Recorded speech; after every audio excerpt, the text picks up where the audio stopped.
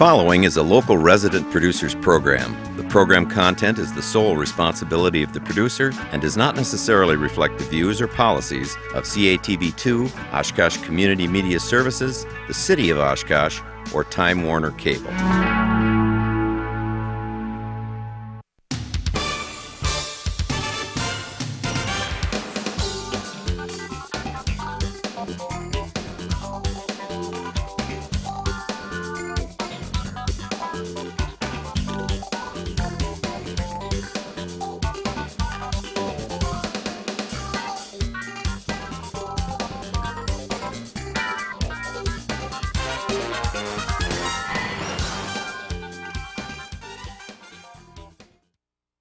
Hi everyone, welcome to Eye on Oshkosh. Cheryl Hentz here, and I'm very pleased to be joined this evening by Scot Ross. Scot is the Executive Director of One Wisconsin Now, which is a progressive advocacy group here in Wisconsin. We'll be putting up their website later on and so forth, but you know, they're involved in a lot of different things, a lot of things that are very important issues and things that I think probably everyone can glean something from. So I'm hoping that someone will be able to take something away from this hour that you guys do and are a part of. But welcome. Thanks for coming down from Madison tonight to be here, Scot. Oh, certainly. Thank you. My pleasure. Well, let's talk about what One Wisconsin Now is, and if we refer to it as OWN at some point, that's just for ease of, you know, not having to say out the whole name of the organization. I don't think there's any problem with that. And in fact, as people go to visit the website, onewisconsinnow.org, there's this magical button. It says donate, and it's a great place to click and find out more information about how you can join the effort. Now, One Wisconsin Now, we were started back in 2005. Progressives from all parts of the state came together to discuss about what could be done in order to restore some sanity to government, to taxation policy, to the need for healthcare reform, to civil rights and civil liberties, to protecting our clean air and water. What could be done? So progressives got together and decided on a 10-year strategy to help move the progressive agenda forward. And one of the organizations that was created out of this was One Wisconsin Now. And One Wisconsin Now, and we're affiliated, One Wisconsin Now is a 501c4 advocacy organization. C4? Yes, okay. And we are, the vision of One Wisconsin Now is a Wisconsin with equal economic opportunity for all. And who can argue with that, right? Right. Well, there's a lot of people who can argue with that. Certainly corporate interests seem to have taken a particular enmity towards our efforts to make sure that people get a fair day's wage for a fair day's work, that they're taxed fairly, that all the benefits don't go to those at the top, and that people are protected who really need protecting. So progressives came together to design this strategy, and One Wisconsin Now was one of the organizations that came out of that. And okay. we work hard. We operate very, lean, on a very lean budget. Sure. And we're trying to do as much as we can to harness the power of what George Bush would call the internets. To get people organized all around the state. We have about 36,000 people around the state that support our organization in terms of being online members. We ask them to do things, and we show them the success that collectively we can all achieve together. Mm-hmm. And you made the point that you are not a politically driven or a political organization, although many of your efforts stem from political situations, because that's where the insanity is, really. Well, we deal with a lot of issues. I mean, issues are what guide us, mm-hmm. and we like to tackle issues, and there are some people who are good on our issues. For instance, Gordon Hintz is working on some common sense legislation to bring some sanity to our payday lending industry, our unregulated payday lending industry. Yep. And then there are other people on our issues, for instance, taxation with Senator Hopper, who are not where we would like them to be on those issues. Mm-hmm. We think that our tax policy needs to be a little bit fair, so that, again, that our tax policy is structured in a way that benefits working families as opposed to those at the very top. Well, why don't we start there? Mm-hmm. Taxation.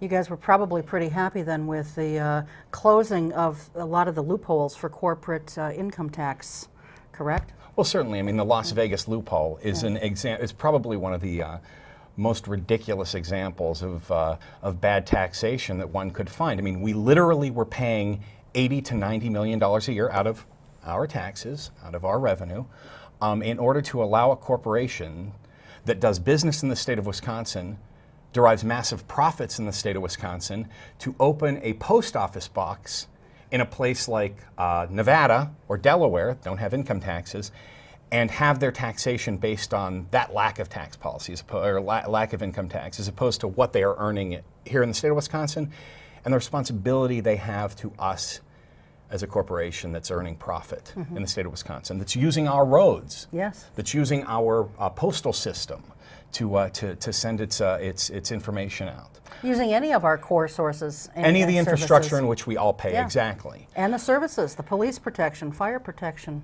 all of that. Exactly, you're absolutely right. And so that was one that was gotten away, was taken off the books a little earlier this year, and we thought that was, when you're talking about having to cut human services or provide a corporation an ability to dodge its responsibility with people of Wisconsin, I think the choice is obvious. Well, and that was one of the things you brought up, Senator Randy Hopper. I mean, that was one of the things that my usual co-host, Dan Rylance, and I took issue with him on when he was running for office. Is he thought that was going to be the death of businesses in Wisconsin if those tax loopholes were closed, Yeah. And It's a tough one because there's the part of you that wants to say, why is, for instance, Wisconsin Manufacturers and Commerce, which we have taken great umbrage with. We have a website called WMCWatch.org in which we hold them accountable. that's on my list to talk to you about. Oh, great. too. Well, what a wonderful transition. But these business organizations and these elected officials who are more conservative, who badmouth the state of Wisconsin constantly, I find that to be an irresponsible way in which to keep people here. People in business will come to Wisconsin and stay in Wisconsin because we have the best education system, because we have the greatest waterways, and our outdoor spaces are so stunning, because we provide a higher level of services to people in the community, because we care about people. I mean, it's good, strong Midwestern values, and that's why businesses will come to Wisconsin. That's why businesses will stay in Wisconsin, and that's why everyone in your neighborhood who is in Wisconsin is basically from here. I'm an anomaly because I didn't grow up here, but I came here 12 years ago. I loved it, and I'm not leaving. And so I want to make sure that we make this home the best place we can be. And I don't think that the strategy of bad-mouthing our state to businesses by claiming that somehow our tax policy, if we close a corporate tax loophole, it's going to make businesses leave. It's a flawed philosophy.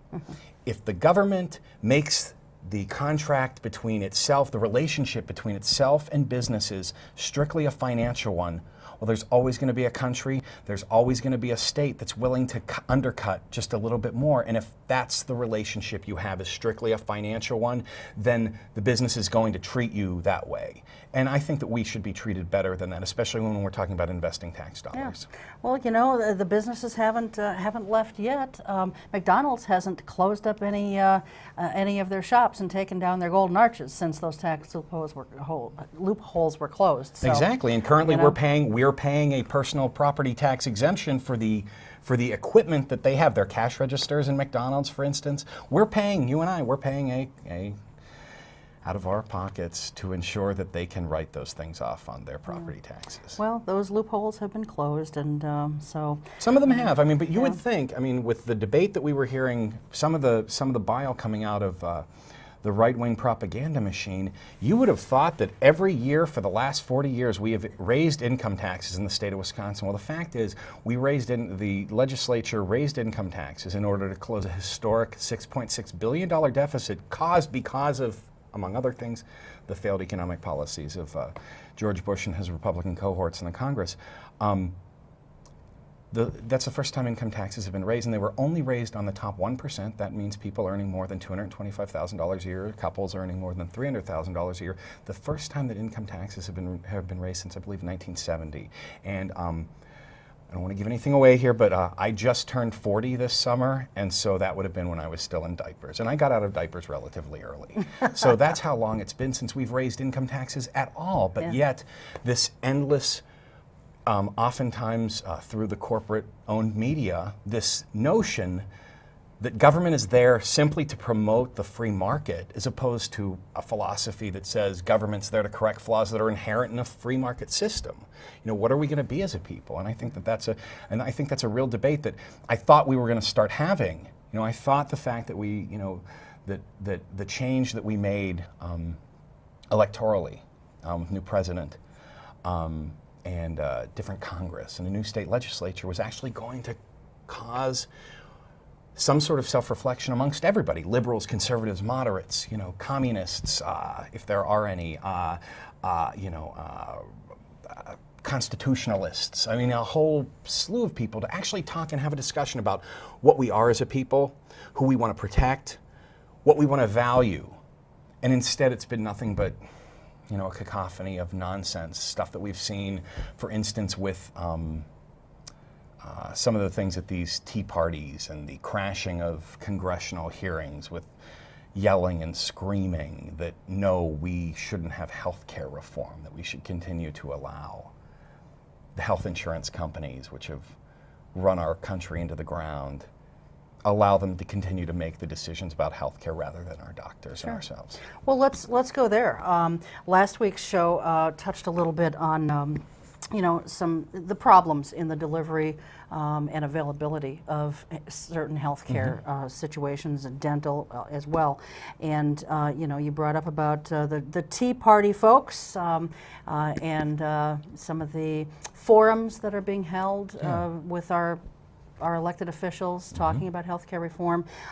You know, they're also called tea baggers. You know, I'm not sure where that really came from, but let's talk about the Tea Party group and you know, what they are and what their main objective is. Sure, and again, I mean, you know, a lot of people were just trying to work, put in a good day's work, get a good day's pay, deal with our families, make sure our kids don't get in trouble, try and get home in a reasonable amount of time so we can know our neighbors and so our communities are safer. But unfortunately, you know, there are well-financed special interests, corporate special interests, that seek to manipulate us. I mean, their rationale is to increase their profit at any expense. And the Tea Parties are an extraordinarily stark example of this. The Tea Parties have been organized by an organization called Americans for Prosperity. It's a national organization. They also have an affiliate here in the state of Wisconsin. The funder of Americans for Prosperity is the Koch Foundation. And the Koch Foundation is the largest private energy company in America. So we joke that they're the Americans for Petroleum.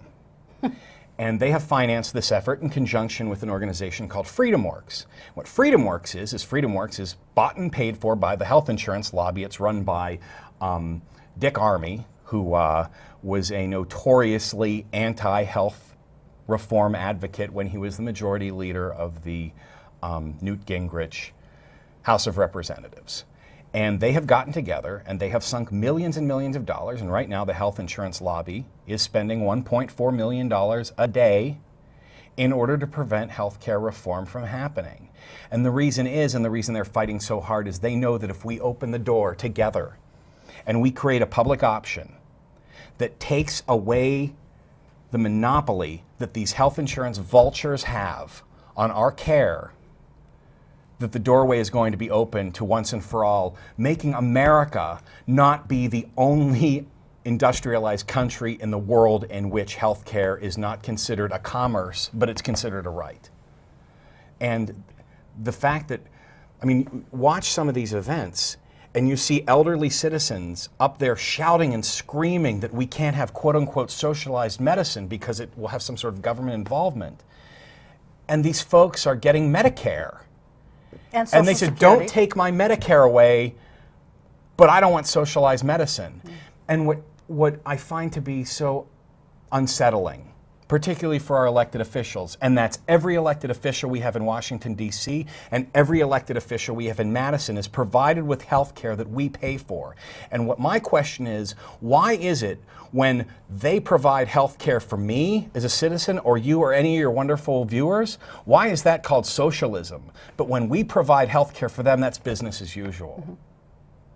And not one of them has said, I'm not going to take health care until we stop giving, not one of them has said, I'm going to stop taking health care on your dime till I get you health care,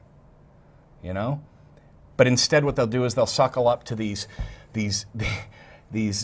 ghouls running our health insurance company, because what is somebody who feasts on, dead people but a ghoul, And so what we need to do, zombie movies are very popular now. They are. So what we need to do is we need to take back the debate. I mean, this is madness. It is madness. We have a right to health care. We need to be provided health care when we can't. We need to, and as a personal story, I'll let you in a little bit. When they say, I can't have somebody, this socialized program is going to put a bureaucrat between me and my doctor. Well, I moved to Wisconsin in 1997, and the health insurance company I've had, essentially since I got here, I left for a year and a half to go do another job.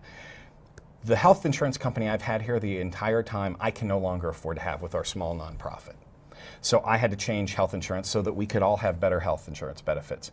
I lost my doctor after 11 years because my new provider doesn't have my doctor in the system. So if that's not coming between me and my doctor, I have a hard time figuring out what is. Exactly. And again, like, my story's easy. I have health insurance. I know that it, for the most part, will be there. I mean, the people out there are suffering because they don't have health insurance. They're suffering because when they think their health insurance benefits are supposed to kick in, they don't.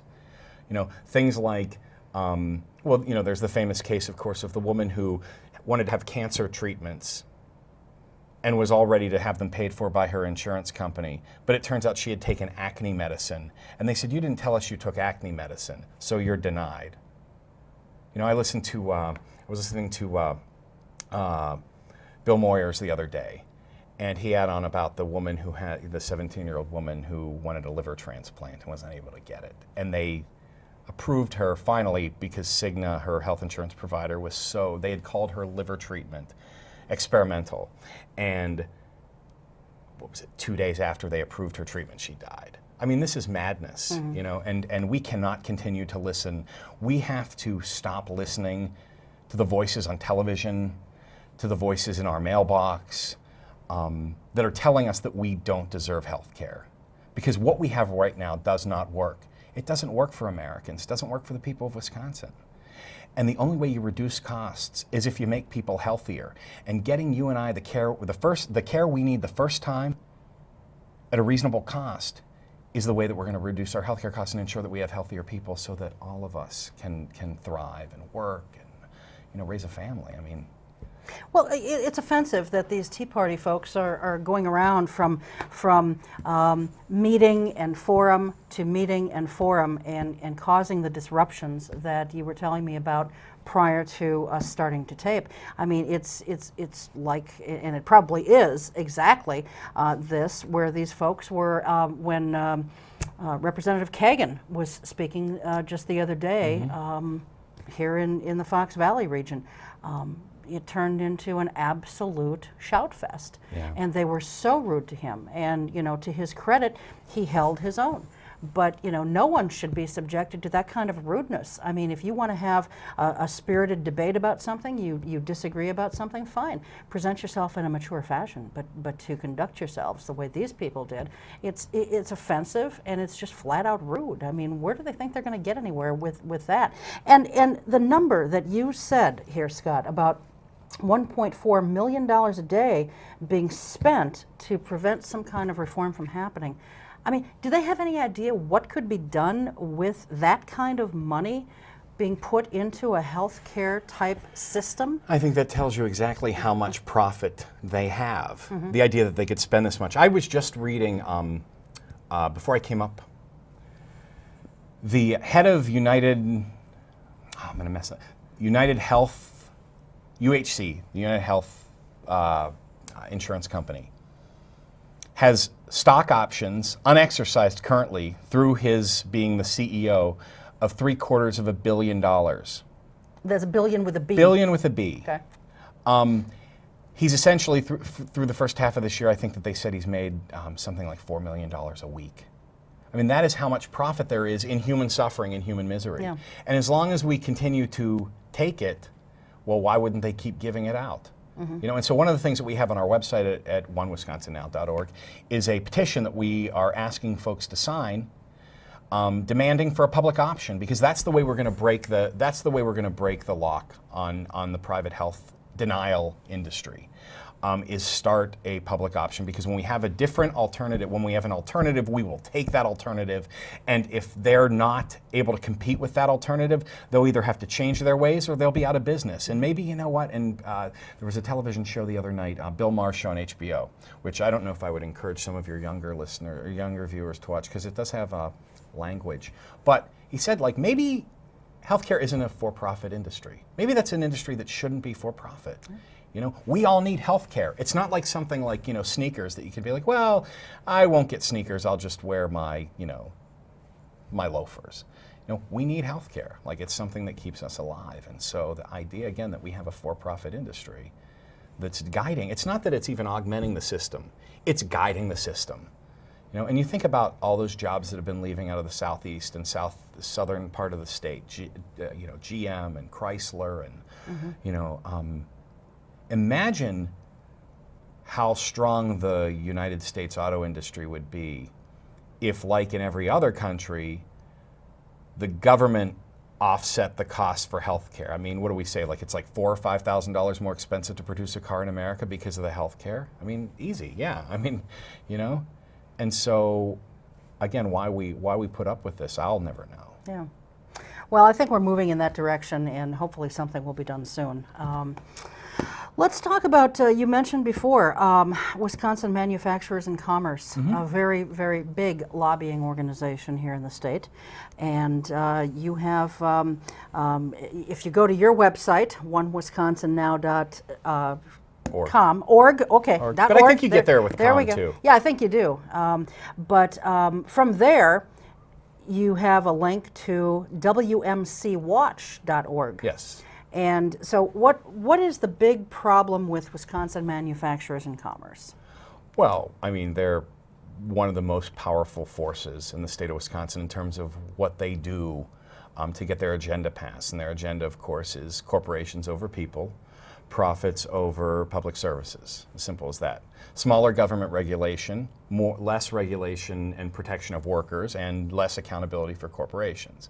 And they have cornered the market in terms of the product that they put out. They lobby. Since 1999, they've spent over $6 million in lobbying the state legislature. They've spent millions of dollars every election cycle to push out issue ads that usually attack candidates. They have engaged in an unending propaganda campaign to convince Wisconsinites that more corporate tax breaks is somehow going to help workers. And they have most certainly had a lock on the Republican Party of Wisconsin. In fact, I believe our last analysis from their scorecard in 2009, their 2007-2008 scorecard, something like every Republican legislator in the state of Wisconsin, in the state Senate and state Assembly, was 100% or over 80% in terms of fealty to their anti-worker, pro-corporate agenda. And so what we wanted to do with WMC Watch was put together a warehouse of information so people for the first time could put a tangible idea, they could understand exactly the large scope of what this organization does. I mean, you would hear things about, oh, WMC is coming out against this bill, or oh, WMC is going to push, you know, the Taxpayer Bill of Rights, which, you know, strangles local government. And so we put that together because we wanted people to know about what's going on. And one of the campaigns that we did was we created a tool that allowed activist citizens from all across the state of Wisconsin to email the board members of Wisconsin Manufacturers and Commerce and communicate to them messages about, you know, stop some of the stuff that you're doing, you know. And we were able to generate 13,000 emails to the boards of directors and their corporations. Some of the great things that have happened as a result of the activism from us and from organizations and people all across the state of Wisconsin. 2 of the board members resigned because they didn't want to be associated with what was going on there anymore. A lot of the public pressure that came as a result, they didn't necessarily contribute those smear ads at the end of 2008. They did at the beginning of 2008. They attacked former Supreme Court Justice Louis Butler pretty incessantly and inaccurately, and unfortunately. But their scope is everywhere. Like the Supreme Court.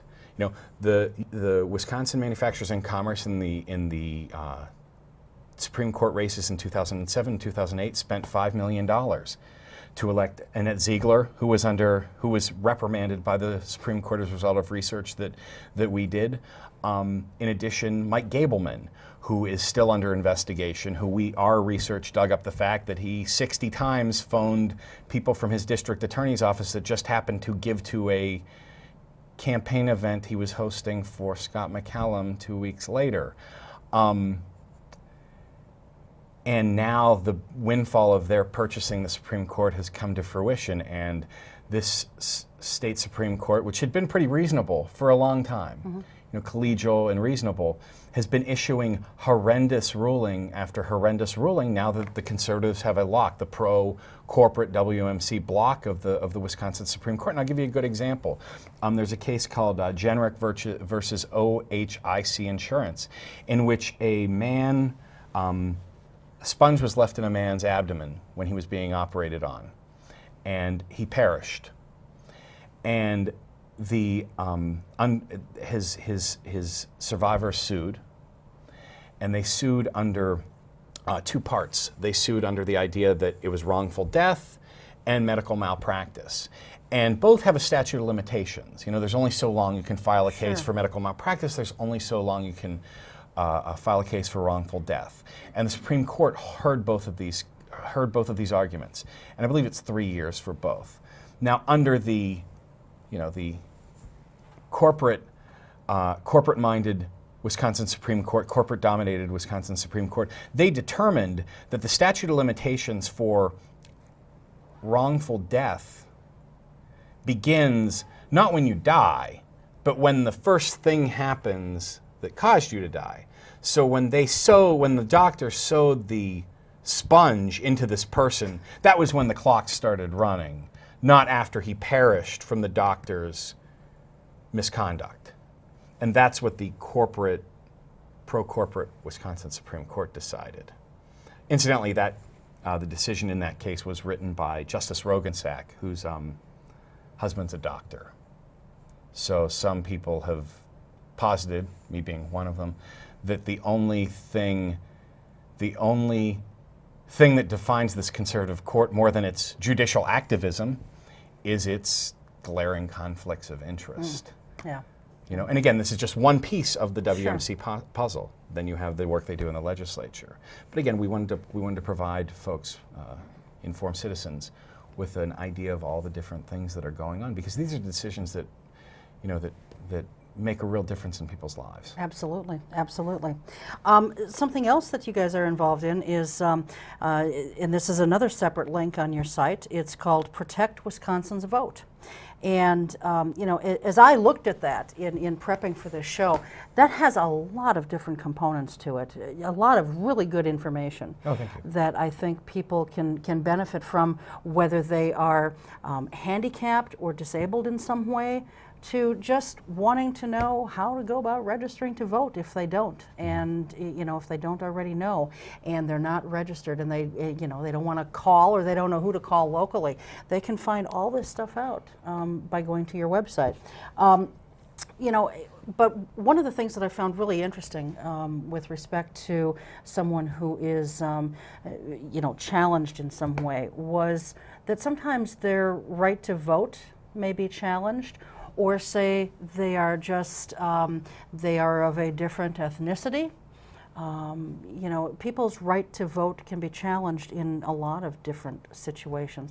Do you hear about that very often here in the state of Wisconsin? Really? Absolutely. One of the insidious things that has happened in the state of Wisconsin, particularly now we're talking about in cities, densely populated cities, so think Milwaukee, Madison, Kenosha, Racine.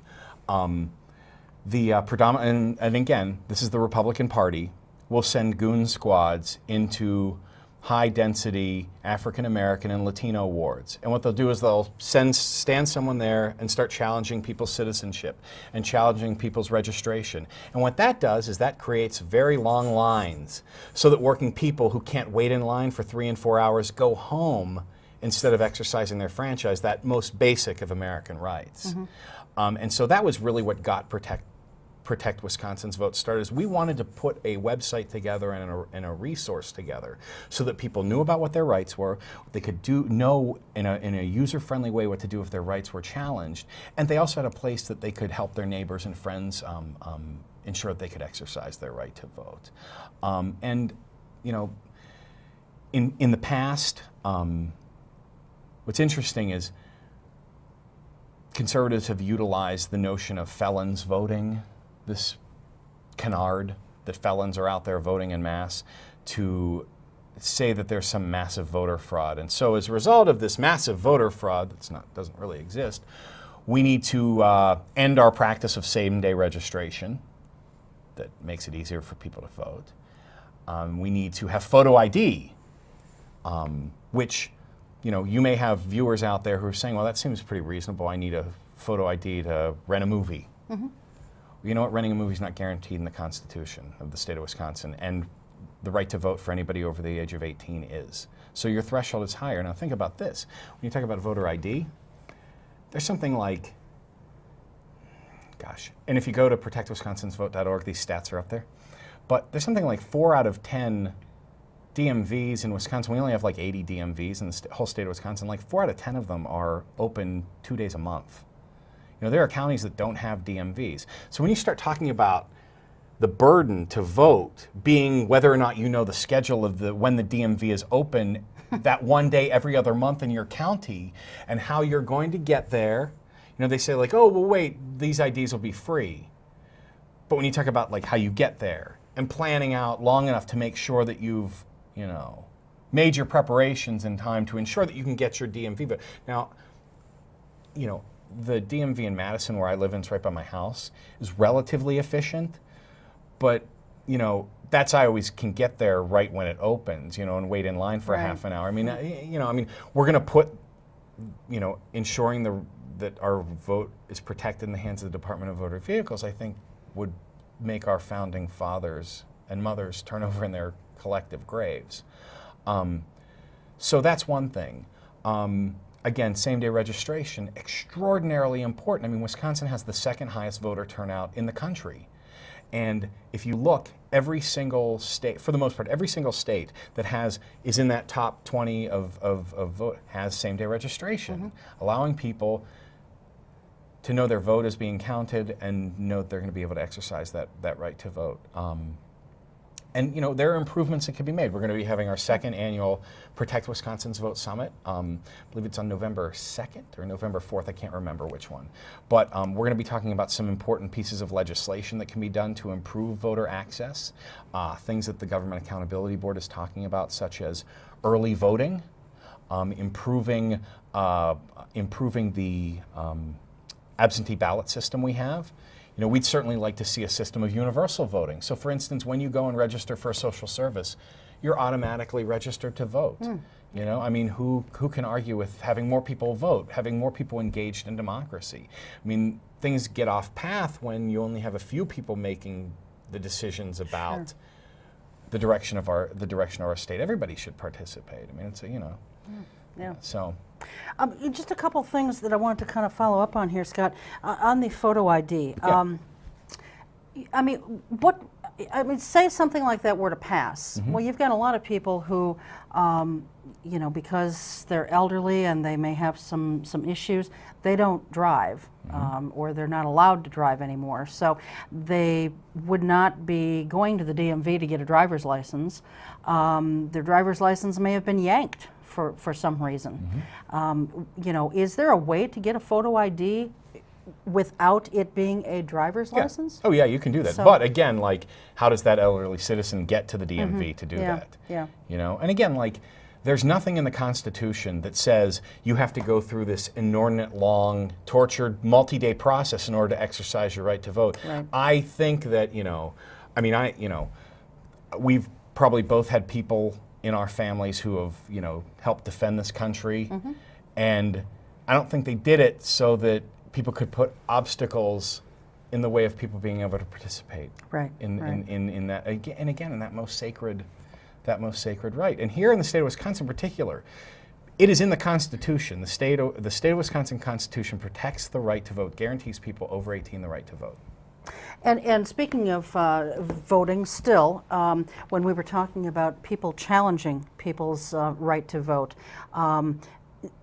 just people coming in off the street, these folks that you were talking about, they really don't have a legal right to challenge. There is an afforded election observation, and I believe the idea that you should be able to, like I guess the, political parties, for instance, are allowed to contact the clerk and say we're going to have an election observer, and I have no problem with that. I think that observing to make sure that the elections are run smoothly, fairly, and cleanly, I think is great.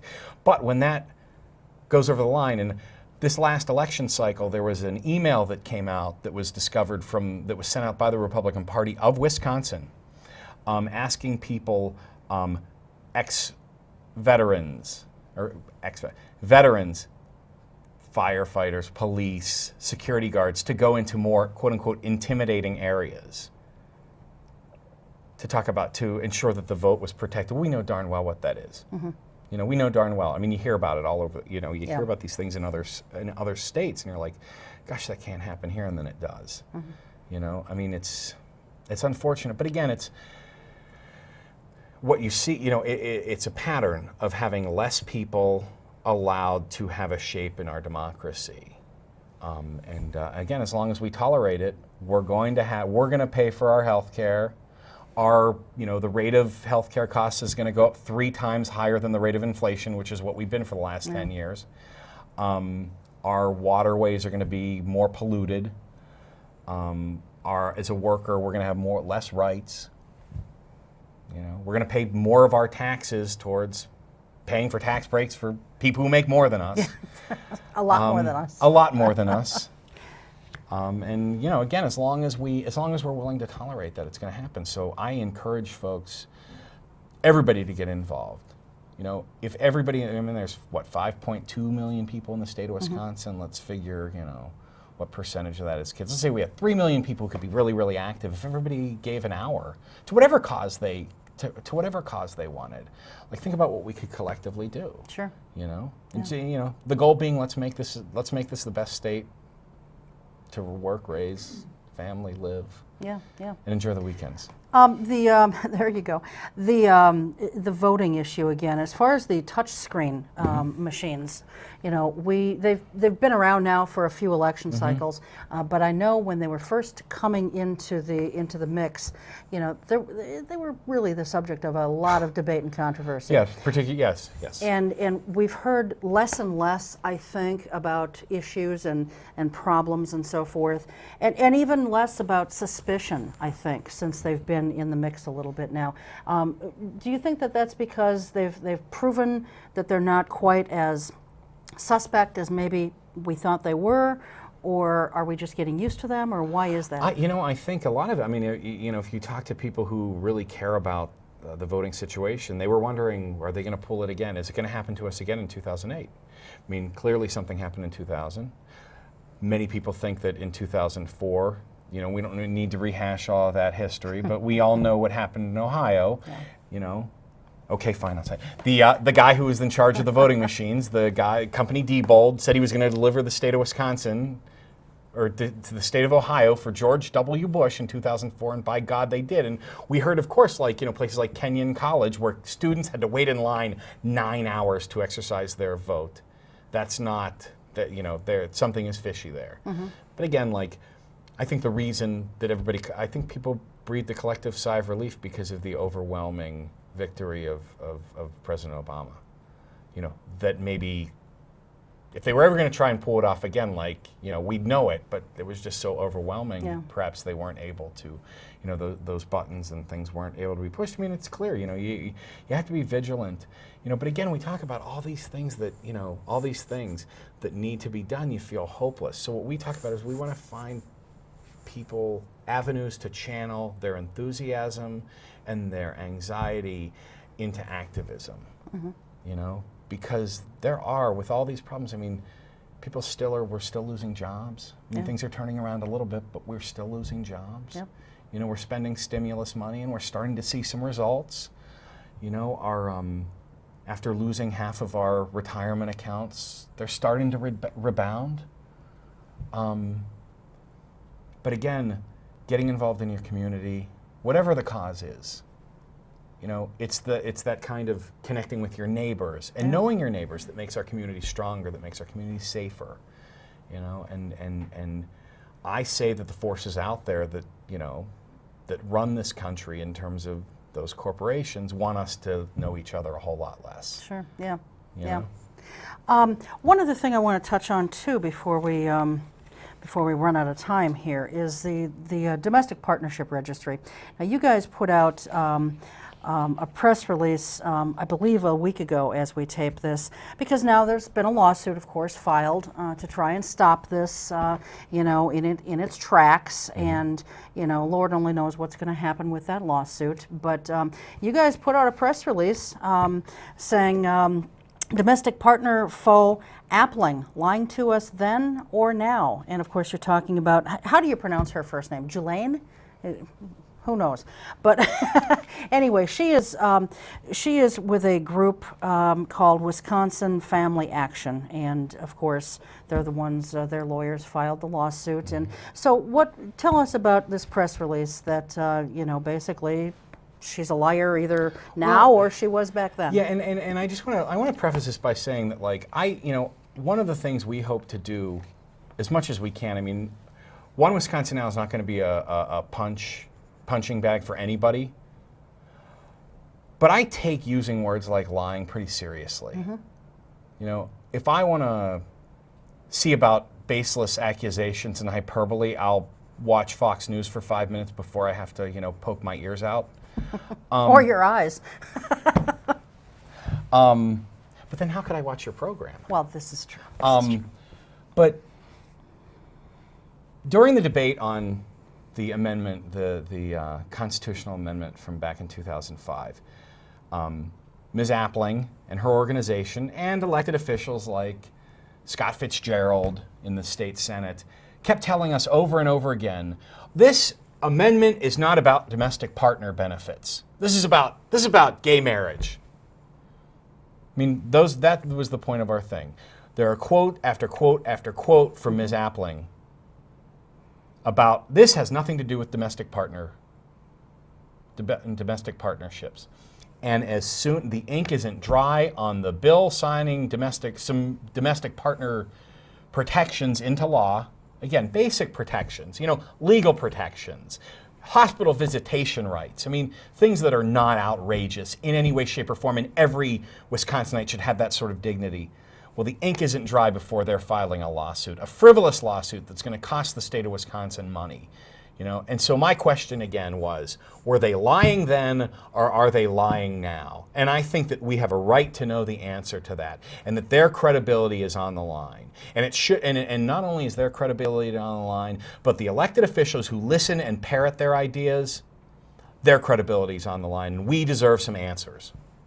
Well, I mean, she even referenced, you know, back then, she referenced about inheritance rights and things like that. And these are all things that are now part of this domestic partnership protection. And so now that you're absolutely right. They're going after this. You know, they're fighting it hammer and tong, tooth and nail, and I mean, I think we know when she was lying. You know what? Maybe she's lying every time she opens her mouth. I don't know. And I tell you what, I challenge them to show us how much a lawsuit costs and how much they've raised from right-wing lunatics off of filing the lawsuit. And my guess is that they probably are making money off of the deal. Yeah. You know, that's just my guess. Any projection on how fast this lawsuit will move? I have no idea. I'm not a lawyer. I'll be interested to see what the Attorney General does, whether or not he'll defend the state of Wisconsin or try and get out of defending the state of Yeah. Wisconsin. Yeah. Well, it's going to prove to be interesting, and we're not going to delve too far into that because in a few weeks we'll be having the folks from Fair Wisconsin on to talk about the whole domestic partnership thing. Absolutely, and they're terrific partners. I mean, they, we've been able to do some work together on this particular issue. Obviously, they're taking the lead, but we've been able to provide them some support here and there, and try and do what we can to help further this cause because. My God, it's the least we can do is have basic protections for dignified human beings in the state of Wisconsin. Sure. Project09.org. Yes. That's another link that's on your website. What exactly is that? Well, what we did with that was we wanted to find out, a lot of people like to tell you what you should think. We wanted to hear from people what they thought. So we created Project 09 as a way to find out from folks. Sound like O'Reilly, I keep using the word folks. I never do. We wanted to find out from Wisconsinites what 3 things you wanted to see happen in 2009, and we've had that up there for about 7 months. We've gotten a tremendous response for what people are interested in, and there hasn't been a lot of variation from what people talked about 2 years ago and what they're talking about now. They want health care reform. They want to get out of Iraq. They want fair taxation. They want to be able, they want to be able to join a union if they can. They want clean air and water. And they want their kids to be educated. They want to get out of college without becoming an indentured servant to student loans. A lot of things like that, and that was just a way for us to see what to help us determine what our agenda was going to be for the year. Yeah. Because we're member driven, and so we care what people have to say. It's fascinating to me, Scott, because everybody sits here and we all talk about we all want kind of the same things. Maybe we want it in a little bit different shape, form, or fashion, but we all basically want the same things. And yet we have these politicians who just sort of march to their own little drum beats, and why can't they just listen to what their constituents are saying? Well, it depends on who they see as their constituents. As they see you as their constituent, me as their constituent, or the guy who's writing the check. The lobbyists. And again, I don't have a problem with people exercising some sort of speech by writing contribution to a political official. I like this person. I have a great state representative, Mark Pocan. I want to write him a check here and there, to be like, I support yours, $25. I don't think there's anything wrong with that. But the problem is that what we see, I don't know that it's necessary, you want to talk about it's the system or what, I think it's just basic unwillingness to have faith in people. Go out there and tell me, what, we've got 2 years. We're going to run this place for 2 years. We're going to do these are all the things we're going to do. And if you don't like what we did, kick us out. Just a little bit of honesty instead of couching it in, political speak and all these things. And it's easy for me on the sidelines to sit and, fire my little pop gun, but I'm all, I just, nobody, I have studied elections long enough to know that people tend to not get thrown out of office for doing something. What they get thrown out of office for is like in 1994 when they didn't pass health care reform after they promised to do that. When the forces were able to stop what they had to do. And so I think that that's the key. And I have to tell you, I'm a registered Democrat, but if I have to hear from Washington, D.C., oh wait, we don't actually have 60 votes, we have 58. I mean, I don't want to hear about the fact that 50 plus the vice president's a majority, and make some things happen. And I know they're up against a lot. I know our elected officials are always up against pressures, whether they're Democrats, Republicans, Independents. But you just have to show some courage. And thankfully we do have some representatives that show a lot of courage. We have senators, we have good senators here in the state of Wisconsin. We're ably represented for sure. We're very fortunate. In fact, on our website we have some video.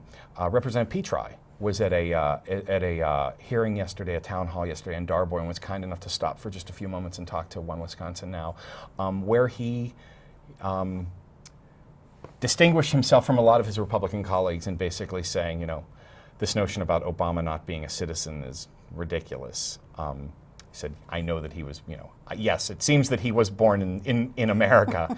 And also indicating his support for some form of a public option through the state level or whatever, which was, again, a break with a lot of the more ideological, corporate-minded, and so we certainly applauded that and hope that he continues to stay strong on that and make sure we get a public option so that we can reduce the hold that the healthcare denial insurance industry has on all of us. Exactly. I was noticing when I was at your website, and this was not the first time that I'd been there, but it does seem to have a change, since the last time I was there. And that is, it's pretty much a blog type website now. And I know a lot of websites are going that route. And so maybe we can just talk a little bit about why you guys made that choice to have pretty much the whole site almost blog driven as opposed to just a section. Is it because you have so many different things that you're involved in and want people's input with, or what was the reasoning behind that, Scott? A lot of different things, but that being one of them. But I think most important is our blogs, our website, again at onewisconsinnow.org, is very interactive, and you can go there and sign up and create a blog of your own and write, and it'll be on our front page, so that the tens of thousands of visitors we get every single month can see your work. And so we did that because we want it to be we want it to be a fully interactive social network site that members from the community from all over the state can participate. It shouldn't be just people in Madison getting to participate in the political process as it relates to state government and the issues that face state government. And we have over 100 people who have contributed blogs on our website, and we'd love to double that this year. So by all means, anybody who's listening, feel free to it takes literally 2 minutes to sign up. You put your email address, your name, and your zip code, and you can be a blogger for One Wisconsin Now. And that's one of the things we offer. We also do the full array of social networking things. We have a Facebook page if people want to join that. They can do that through the website. We have a Twitter page, which I have not quite gotten into, and part of the reason is because I tend to think rash sometimes, and so having that filter of not being able to put my words, right into the marketplace of ideas is sometimes a good thing. So our online director, Robert Deckel, handles our Twitter, and we have a YouTube page that we have some videos we think are kind of funny that people can put up there. Oh, and actually our footage of Representative Petri is up there now. Oh, good. Okay. And I hope I'm not missing anything. We have some petitions. You can sign a petition telling your congressional representative and your senator that you support the Employee Free Choice Act. We encourage everyone to go there and click on that. It'll take 2 seconds. Again, our healthcare petition is also there for the public option. But what we want to do is we want to create a place that progressives can go list their events. We also have an events page. If there's an event of something going on in Oshkosh that people would like to have posted there, literally takes 2 seconds. You sign up and you can put your stuff there. Okay. And that's what we want to provide to people. We have a news feed that you can subscribe to of progressive news that we can post up every day once we've gone through all the newspapers and stuff. All those things you can subscribe to and become a member of the One Wisconsin Now family. Sure. It's a family that's it's not quite as fun as Thanksgiving with relatives, but it's almost as fun.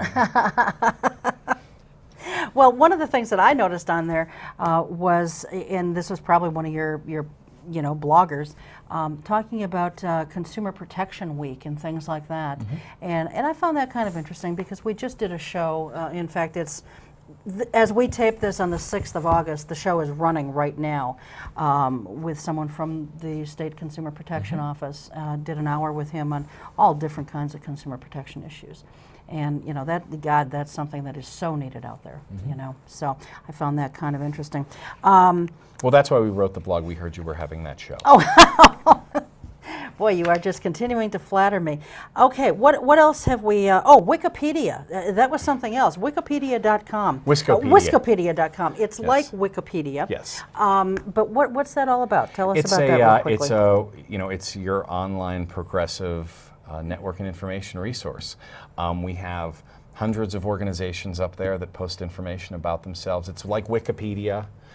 So you can, go and sign up and put your information up there. We talk about issues, we have events, we have reports.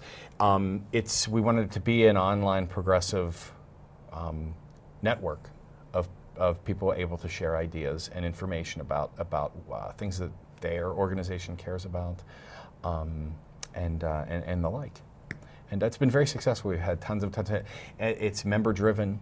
It's something we created the frame for it, and we wanted to see it grow, and it has grown. Yeah.